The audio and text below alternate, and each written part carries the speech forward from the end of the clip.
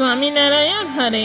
શ્રીજી મહારાજ કહે છે કે સાચા ભાવે ભક્તિ કરે છે તેને જગતના વૈભવો લલચાવી શકતા નથી.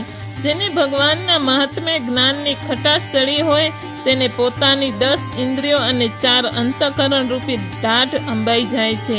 પછી તે વિષય રૂપી ચણા ચાવવા સમર્થ થતા નથી. જગતના કોઈ પણ વૈભવો તેમને લોભાવી શકતા નથી. આ વાત ગઢડા પ્રથમ પ્રકરણના 24મા વચનામૃતમાં આવે છે.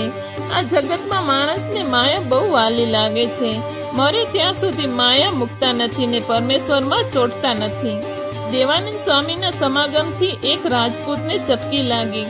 મારે હવે ઘરમાં રહેવું નથી, જંગલમાં જઈ તપ કરવું છે.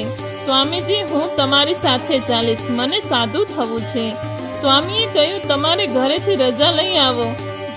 ઘરે ગયો, પત્નીને વાત કરી મારે સાધુ થવું છે. પત્નીએ કહ્યું, બહુ સારું, રોટલો તૈયાર છે, લેતા જાઓ. રોટલો જોડીમાં નાખી ચાલતો થયો.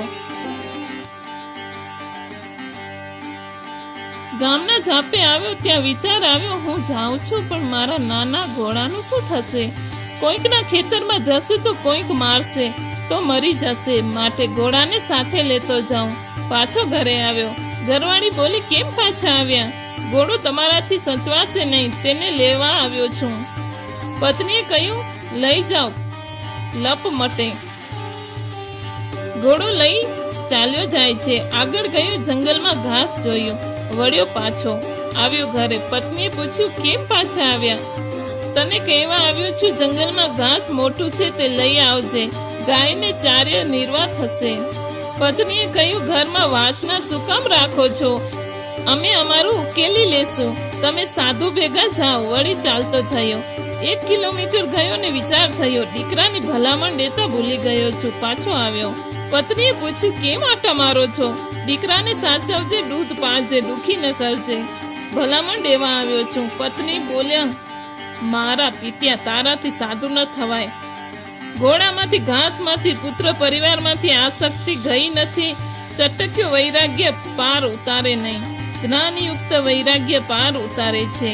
આ જીવ તુચ્છ વિષયમાં બંધાઈને પ્રભુ ભજવાનું ભૂલી જાય છે અને મોક્ષનું સાધન કરતો નથી.